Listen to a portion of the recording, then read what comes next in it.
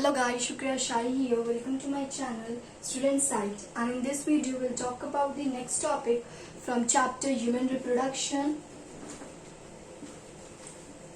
Human reproduction. Okay, and the topic is female reproductive system. Okay, female reproductive system. Guys, female reproductive systems are divided into many parts. Okay, so first is vagina, second is uterus, third is fallopian tube,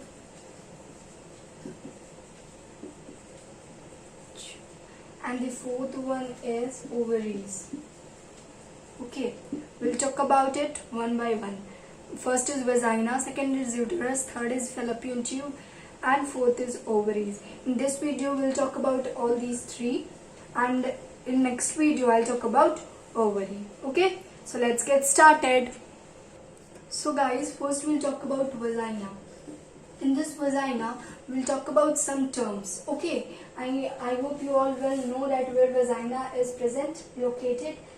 Okay, so if you don't know, then please go through NCERT is given there, like it's a structure of female reproductive system like this something, and here the vagina is present. Okay, here this is the part of vagina. Okay, so I have just drawn the rough diagram. So for the clear concept, then go through NCERT. It's given in the diagram in page number 45. Okay, so and if we'll talk about vagina, then here it is present. And if we talk about some terms in vagina, then during first intercourse, vagina is a place where semen get deposit.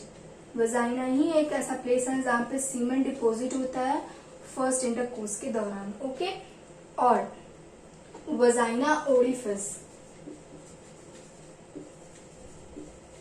Vagina orifice is a place in vagina where hymen is present. Okay, hymen. It is if we all very probably listen that if the hymen is broken, then it is maybe the possibility of pregnancy. So earlier we all think that hymen broken is the possibility shows of pregnancy, but this is not true all the time, because hymen may break while during exercise, during running also, so it's not here every time correct. Okay, vagina orifice is a place where hymen is present, and earlier it shows the symbol of pregnancy, but not yet, it's not true. Okay, hymen what symbol means अगर symbol hymen टूट जाता है तो ऐसा कहा जाता है कि हाइमेन अगर टूट जाता है तो प्रेगनेंसी का वहाँ पे पॉसिबिलिटी होता है, लेकिन ऐसा ज़रूरी नहीं है, क्योंकि अब के दौरान हम लोग देख रहे हैं कि हाइमेन जो है वो एक्सरसाइज वगैरह से भी टूटने लगा है, तो अब ऐसा नहीं कह सकते हैं कि हाइमेन का टूटना is a symbol of pregnancy. Okay, so here is the place where hymen is present. The place is vagina orifice in vagina. Okay, and now we'll talk. These are the two important terms present in vagina. So I hope you understand this well. This is present here. Nothing more about go in detail in this section. So it's completed here. And if we talk about the next topic, that is uterus. Here we talk about the uterus. Uterus is divided into three layers. Uterus consist of three layers. I hope you all know that where uterus is present. Again I am telling, if you don't know, the figure it out, then please go through NCERT page 45. It is given three layers, and the three layers is perimetrium, second one myometrium, and third one is endometrium. Okay, perimetrium, myometrium and endometrium. Perimetrium is a connective tissue. Perimetrium जो है connective tissue की तरह से layer function provide करेगा. Okay, okay, and the second was in myometrium. Okay, myometrium जो है वो बीच में प्रेजेंट होगा, पेरीमेट्रियम आउटर साइड पे प्रेजेंट होगा, मायोमेट्रियम बीच में प्रेजेंट होगा और इंडोमेट्रियम बाहर की तरफ प्रेजेंट हो, मतलब अंदर की तरफ, सबसे अंदर की तरफ प्रेजेंट होगा। ठीक है, तो मायोमेट्रियम। अब हम लोग मायोमेट्रियम की बात करेंगे तो मायोमेट्रियम जो है वो पार्चुरेशन के दौरान मसल को कॉन्ट्रैक्शन में हेल्प करवाता है, helps in muscle contraction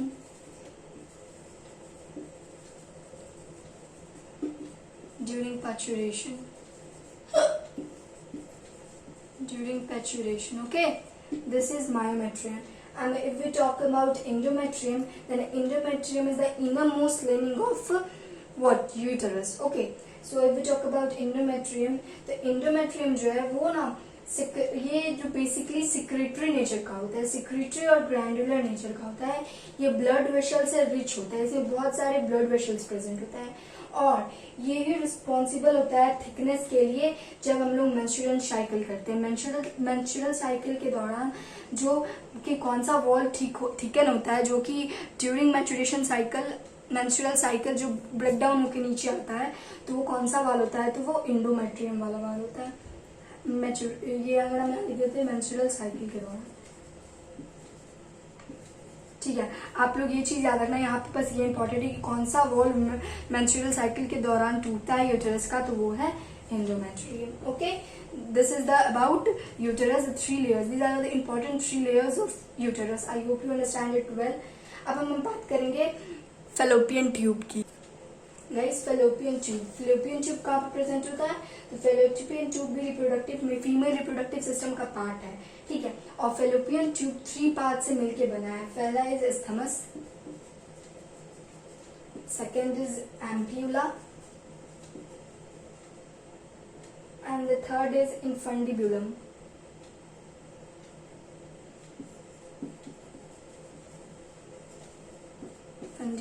okay, Isthmus, ampulla and infundibulus. These 3 consist of fallopian tube. और हम लोग बोलेंगे कि फर्टिलाइजेशन कहाँ पे हुआ है, तो फर्टिलाइजेशन का एग्जैक्ट लोकेशन fallopian tube के ही अंदर होता है, that is ampulic isthmic junction. Ampulla isthmic junction. This is a place where fertilization takes place. Okay. This is the about fallopian tube. हम बस यहाँ पे सबका इंट्रोडक्शन दे रहे हैं कि ऐसा ऐसा होता है। ठीक है, बेसिकली इसके बारे में और हम लोग कुछ जाना नहीं है, मेन जानना हम लोग ओवरी के बारे में, तो ओवरी के बारे में हम लोग नेक्स्ट वीडियो में देखेंगे।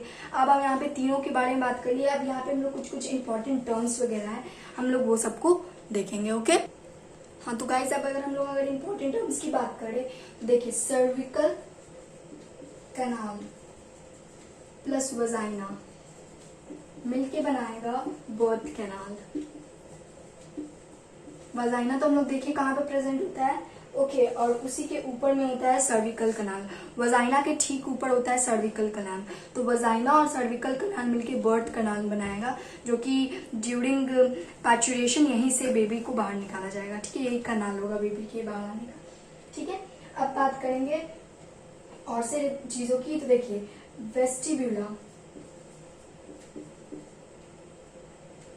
वेस्टिबुला जो है वो कंसिस्ट करता है, वेस्टिबुला is a part of reproductive system which is present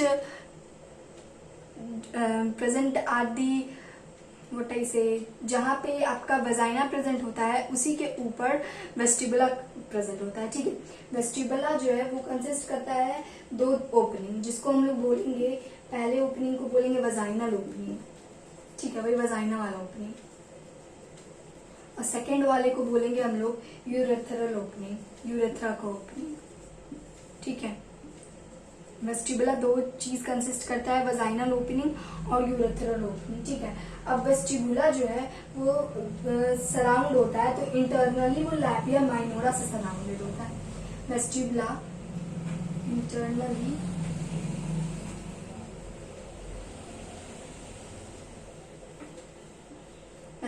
internally जो है वो लैबिया माइनोरा से सराउंडेड होता है। ठीक है, और एक्सटर्नली लैबिया मेजोरा से।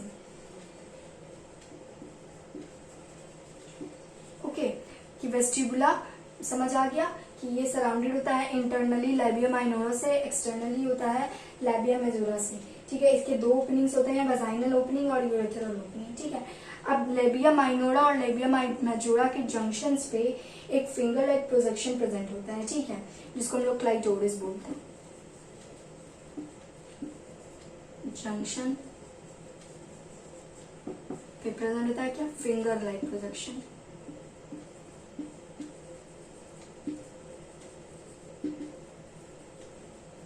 ओके, इसको हम लोग क्लाइटोरिस बोलते हैं। ठीक है, अब ये समझ आ गया। और लैबिया माइनोरा, ठीक है, और मोन्स प्यूबिस, ठीक है, have pubic hair. Labia minora और मोन्स प्यूबिक, लैबिया माइनोरा